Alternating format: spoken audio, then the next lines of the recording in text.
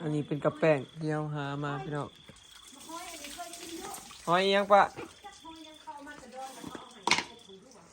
กำลังสีตำมะฮุงกินรอบเด็กพี่น้องเลยกินกับกระแป้งสดๆเลยฮะขึ้นมาเมื่อกี้เนาะมาเลยจ้ะมาเลยกับจักรหุ่นใส่กระตันใส่กระแป้งหลังร้อนคักๆพี่น้องแอนโบเยซายอันนี้คือมะฮุงจักตำกินเลย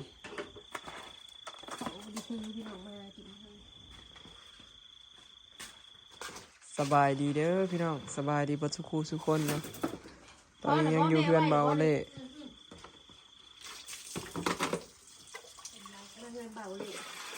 ล่างเอาซีเดลายในกระแป้ง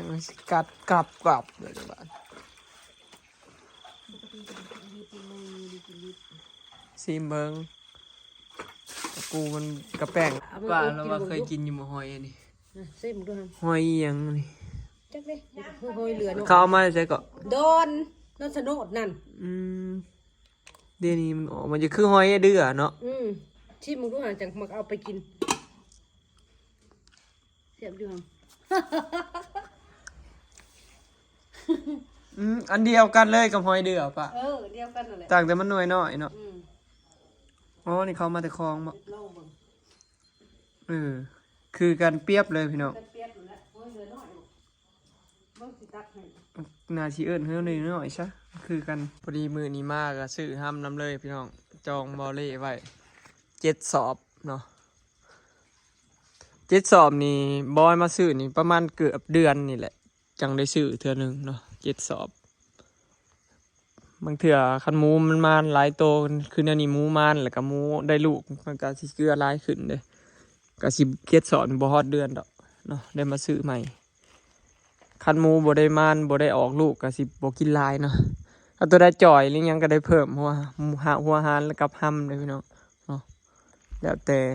ช่วงแต่หมูบอยหาแม่นะเดือนหนึ่งสิใช้เงินกว่าประมาณ1,000 กว่าบาทเนาะประมาณ1,600จากสิหอดเดือนเนาะประมาณ1,600 1,500นี่แหละแถวๆนี้เนาะพอดีเต็มรถเลยเมื่อนี้มื้ออื่นพอจะเสียลงบอลไว้ห้ามกับบุมีและเสียดใหม่นี่เอาเลยเงินคามเท่าไรก็184 โล184 โลพี่น้องโลละ8 บาทโลละ8 บาททางไทยโลเท่าไรพี่น้องห้ามเนาะทางนี้โล8 บาทพี่น้องค่าห้ามตัวบอยมีแต่มาจองน้ำมอเล่นี่นะพี่น้องเนาะส่วนลายน้ำอีพอก็จ้องก็ได้อยู่แต่มันได้พอกระเทินเลยเพราะว่าอีพอนั้นเราเป็นโฮงซีใหญ่เลยคนหูจักหลายเลยเวลาคนมาซื้อไผก็อยากได้ห้ามเบิดเลยเพราะว่าไผก็เลี้ยงหมูบ้านบอยนะเขาเลี้ยงหมูเบิดบ้านใช่ปะคือบ้านบอยเลยยังบ่ได้มีไผเลี้ยงหมูนะเฮ้ยขั้นมาปัจจุบันหายก็คือโพดทำผัดกองอยู่ไม่ได้หายอีกไม่ชินมาได้มอเล่ก็พอได้หายเขาไปเกลือนั่นเกลือนี่หั่นน่ะแต่ว่าก็จองไว้ก็พอได้อยู่แต่บ้านบอยเขาเลี้ยงหมูหลายแล้วก็เลยได้บ่หลายหน่อยพอประมาณ3-4 สอบ5 สอบมันได้อยู่อันนี้กำลังเตรียมตำบักหุ่งเนาะผักนี่อยู่นี่เครื่องตำ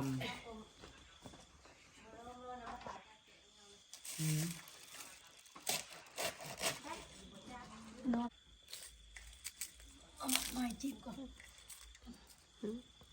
หอยเด้อใส่น้ำตาลผงนัวเขาเริ่มคายเลย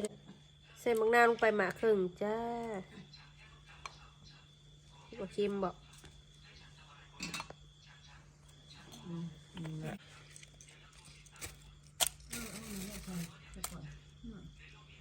โอเคมีไข่บ่ได้ออกมันมีมันยังตัวน้อยๆกับไข่เลยใส่กระเป๊ะมันทันออกหยวก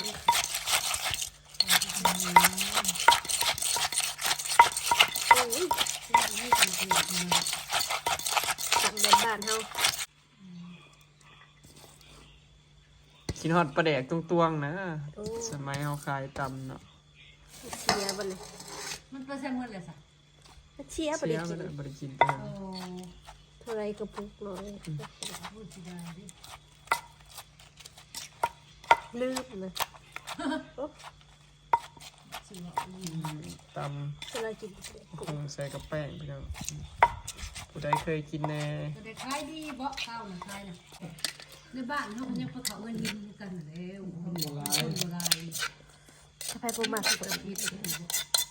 ก็แสบปากแต่พริกแห้งจ้ ไม่เปียกเขามี ไม่เท่าไหร่พอกินดีแต่ไม่ดอกวันนี้ ำน้ำมาพี่น้อง นั่นแหละ อันนี้หอย นั่นแหละ ข้างเด็กคือกันได้นี่เป็นอะไร ชิมจะมันก่อน แหบว่ะ เสื้อแต่เขาหมอหอดมันเช่าหอด เมื่อยมันเย็นแล้วมันเดึกเลยลูก ไม่ปะ ผู้หากินมาแล้วนี่แหละก็กินแล้วแซ่บด้วยบางซีมก่อน บางสมผักปะไอเมโมเลเห็ดนะ ไอเอาพักไปเมย์แล้วขั้นให้แล้วก็บ่เอาไว้เลยพออยากกินสักพักก็ค่อยขั้นบ่เป็น กำลังเป็นพอดี ผู้สม เนาะ3 คนเหมือนพี่น้อง ไม่เลิกกินข้าว ใครกับกินน้ำเฮานี่เขากินก็ต้องเดี๋ยวนี้เนาะนี่ใส่กระแป้งนะนี่คุยสิกับแป้ง ใส่แป้ง ยำถึงกรอบแซ่บฮะแซ่บกว่าซุป แช่กับแป้ง ปลาเผ็ดเลยว่ะ กินแบบนี้แต่น้อยจนใหญ่แซ่บไป จนพร้อม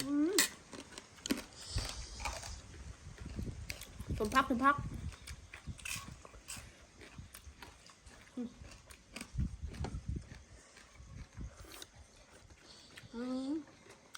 ใช่ผมพักกัน เอาบ่ไข่ต้มกินกับเต้าหู้ ฮะ ไข่ต้มเอาบ่ ไข่ต้ม ไข่ต้มเอาบ่แล้วเต้าหู้ เอาตัวนี้นะ ชิแลนไปต้มบอ เล่นอันนี้ฮะ มีบอก นี่แหละ ฟังเสียงหมากินกับอะไรอ่ะ เอาลูกชิ้นใจเก็บหมูอยู่ติ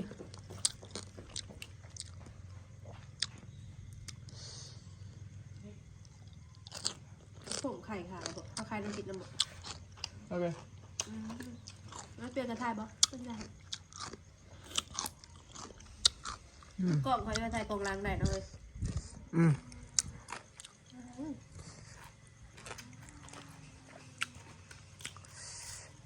โอ้กินข้าวรอบเดิมนี่แซ่บพี่น้อง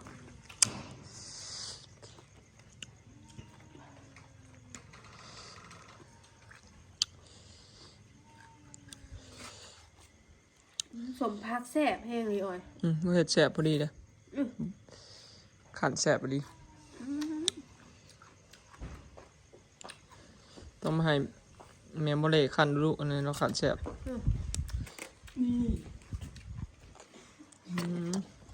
ไข่กับแป้งเต้าหู้แล้ว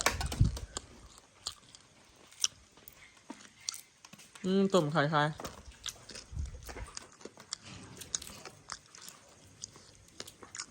กินตอนเลิกสาวให้แซ่บ พอดีได้ข้าวต้มมาหมดเลย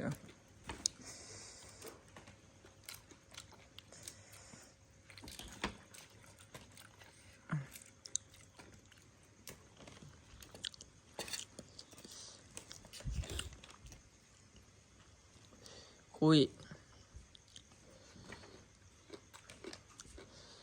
เริ่มหนาวแล้วพี่น้องเลิกมา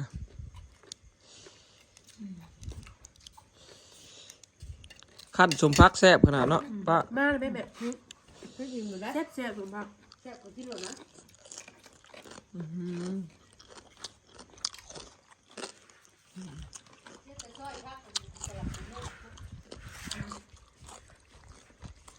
ผักกาดเนี่ยผักบัวน้อยหนึ่งผักกระหล่ำหอยเอ๋ยเนี่ย รสชาติมันคือหอยอัน มาเดือคือกันเป๊ะ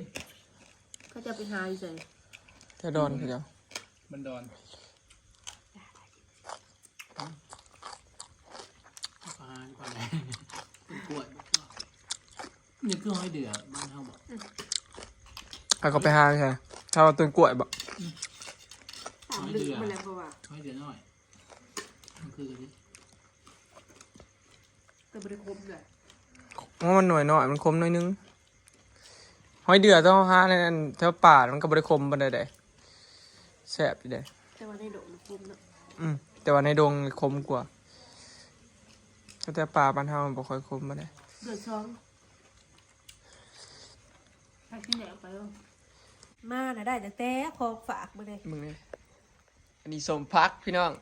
อันนี้เบกจีโซนมิสเตอร์เนลผักอันนี้คือกาแฟ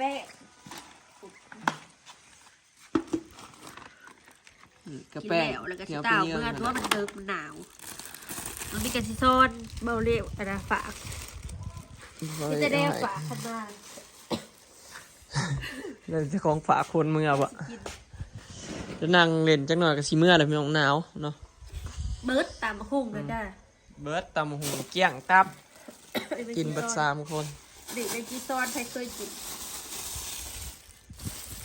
ร จั ส กหน่ ชา อย ติมัน นี่ สิออกมันๆเนาะ จักหน่อยนี่ก็ฮอดย่ามเยี่ยงอันที่ดีที่นายและอันต่อเพื่องอันล่มเบิด อีเดอร์สิออกให้เบิ่ง ต่อเพื่องอันเปื่อยเบิด เบกจีซอนมียามนี่ปกติเขาบ่เคยกินแล้วก็สิบ่เคยกินปิ่นมันก็สิมีขี้คือขี้จิลอยแหละพี่น้อง กินดิน นี่เขาก็กินมันได้ กินขี้ดิน ทอดเนาะ ลองทอดเบิ้งเลยเมื่อ มันก็เป็นช่วงๆพี่น้องว่าบ้านเฮากินเป็นยามเนาะนำฤดูนั้นฤดูนี้จักหน่อยก็ฮอดยามจิริจินายนั่นต่อเพื่องล่มต่อเพื่องตายเบิดแนมดุไปเยี่ยงแต่ว่าปวดคอ เขาไปเยี่ยงแต่ข้าวยังหน่อยปวดคอมันได้กลมตัวหน่อย มีโรคแสบคิด แต่ว่าแสบเนี่ยพี่น้องเนาะคลิปนี้ก็ขอเก็บภาพบรรยากาศสำนี้เด้อพี่น้องเนาะถือว่ามือนี้มาเล่นเนาะมาเยี่ยงกับแป้งเนาะพอดีกินตำกับข้าวหลอบเลิกแสบขนาดเลยแสบแห้งพี่น้องกินตำมะฮุงใส่กับแป้งสดๆเนาะหามาแบบนี้มันไข่ยามนี่เนาะ ขออนุญาตกินดีเด้อพี่น้องจะต้องเป็นกินได้ เป็นอะไรดิบกับสุกต่างกันแห้งบ่แสบบ่ดิบมันสิหวาน กรอบไปแล้วความหมายนะ มันสิออกหวานๆกรอบๆมันสิบ่เมาคือกระปูเลยกระปูนี่กินหลายเมามันลาย